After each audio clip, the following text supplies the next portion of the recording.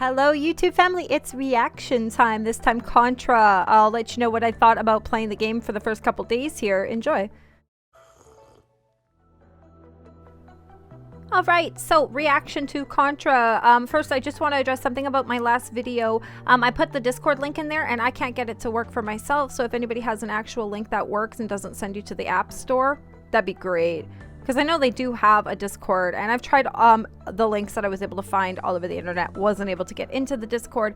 So that's all fine and dandy because I'm actually in the game now, so I can kind of learn from the actual source here. Let me know in the comments if you have started playing yourself. Don't forget to like and subscribe if you wanted to get more content from me, you know, in the mobile spectrum.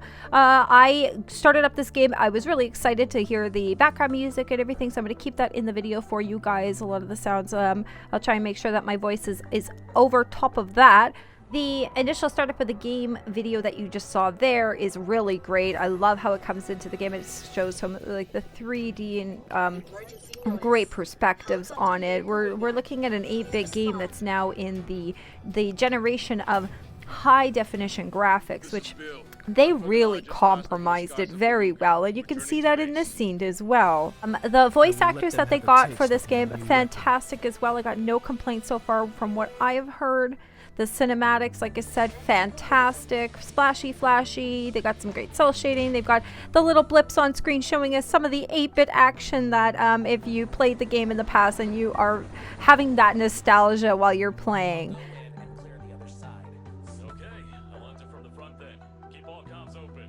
As far as gameplay and going through the tutorial, so like it starts you off, it shows you everything, how to play it. It's really fun, and then you get into the stages here. So the actual first chapter, going against the baddies. You've got some cute little pop-ups of dialogue and using your skills and using your your grenades and things like that. They show you how to swap your weapons a little further on.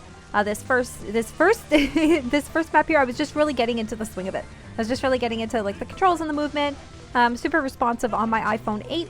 If you're playing on other devices, let us know in the comments if you have any feedback. If it is as responsive as mine was. The analog though, I almost do want to switch my buttons around, and I know there is an option in the game where you can switch your controls around.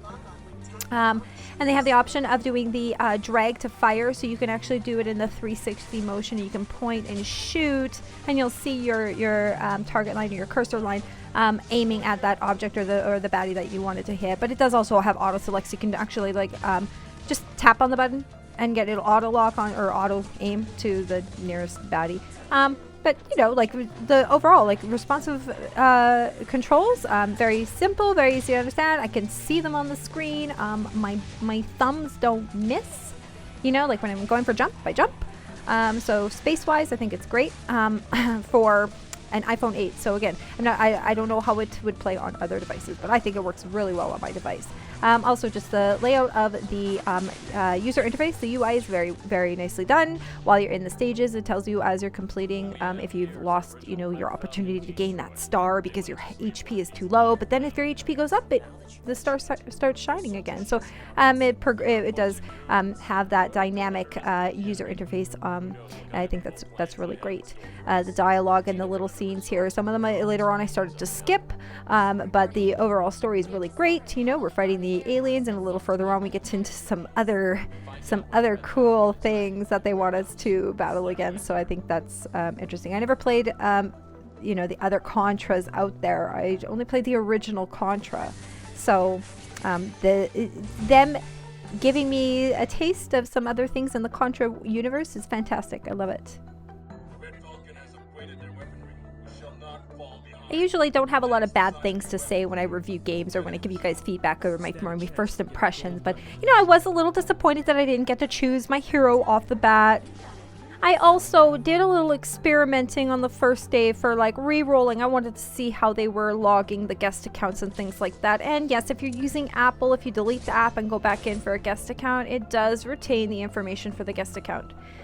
So be wary if you're trying to re-roll. There's also really no point because that first gun that you get was sad. You get the assault rifle. I tried it 4 times. I got the same gun. The other pull, it was a randomized item. That was randomized, but I did not get a gold gun my first pull. So I guess I would want to call that tutorial pull. I didn't see any reroll guides anywhere.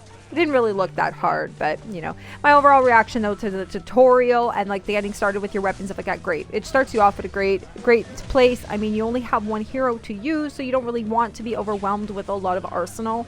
I feel like that slow pace getting you into it. I'm just now starting, like 2 days in, level, I think I'm level 20 now or so, getting more heroes and more arsenal and starting to see where I'm like, ooh, wait, should I stop doing up this weapon and work on another?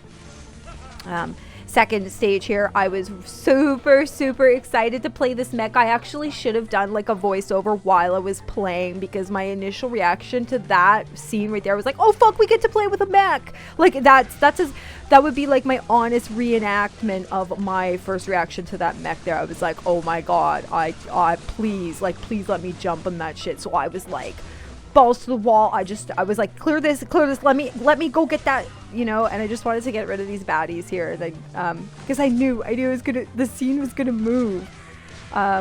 I also noticed some things with the scene moving. If you have like S bullets and things like that that are on, like, let's say the left side of the screen and you're scrolling past, and if the screen starts moving, you're gonna lose that. I complained, I kind of yelped a little bit. It was like last night, I was like, no, they effed my S bullet. So yeah, just be wary of that. The side scrolling, the automation of the side scrolling can catch your S bullets and things like that if you're wanting to collect your health or whatever.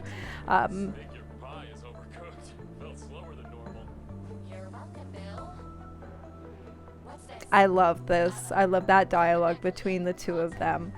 There's some there, right? Yeah. But I got to jump in my mech. I was so happy. I tried to screen grab a lot of the startup stages because now I'm just pushing. I'm just trying to get through.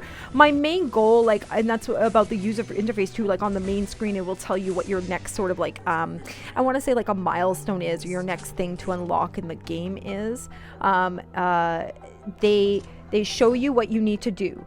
So whether you're looking at your red dots or if you're looking at a task list of how, and you want to complete those tasks to get the rewards, the game is really easy to understand as far as progressing. So if you're new to this sort of style of game, you know, having to level up and raid and do all this stuff all over the place, multiple menus, it's pretty easy to navigate yourself through this, and I like that. I can get really frustrated with menus and user interface and navigating where I need to go, especially if menus look very similar or if everything's jam-packed into one menu. I don't like that. This game also plays onto a little bit of my ADD, where there are multiple things, like the weapons are separate from the heroes. They've got, when you go to the shop, they've got your pulls right there. And then you got your option to buy diamonds and things like that. This mech stuff though, fantastic. Look at this.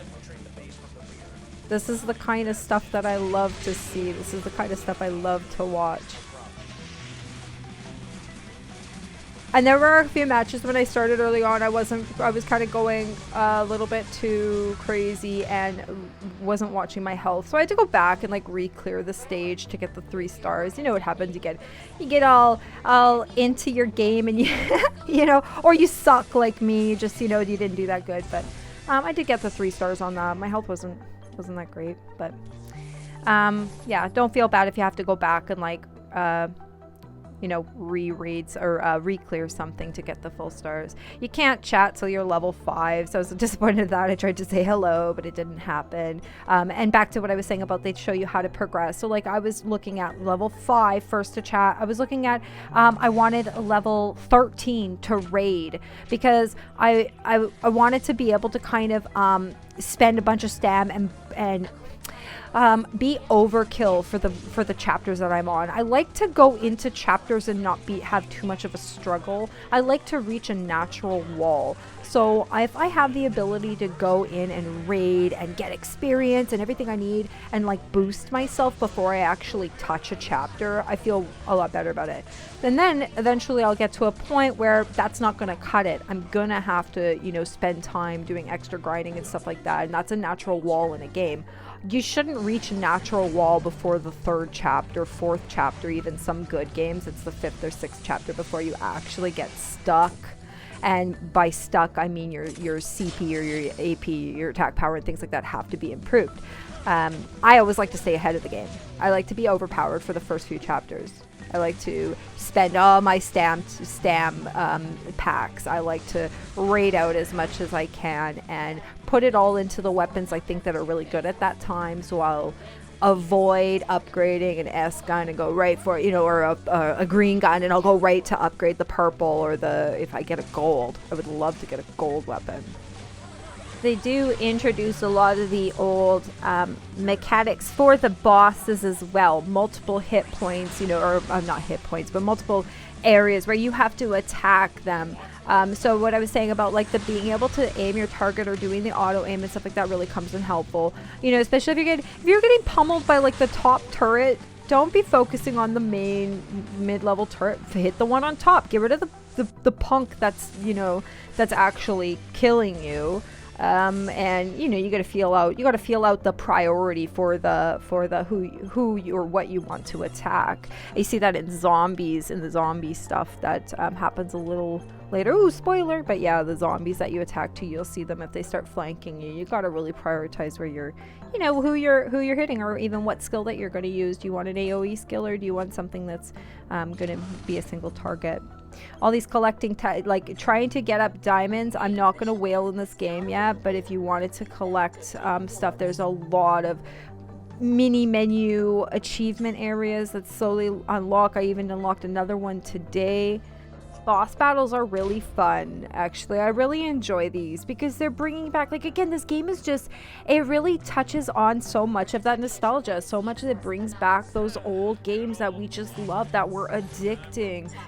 I mean, most of the stages, you don't even need to kill all the plebs. You can just like rush to the end if you really wanted to. You're gonna lose half your HP, but you know, you can do that. Like, it's just a fun game.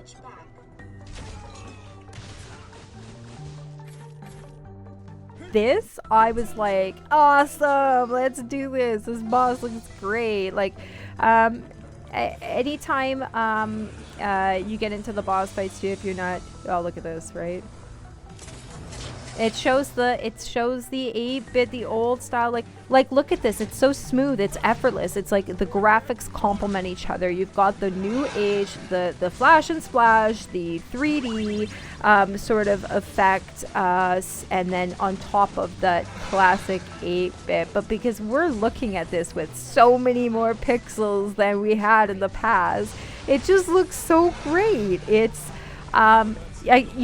for me, I can't ask for better classic visuals. I can't ask for better fun, entertaining visuals than this.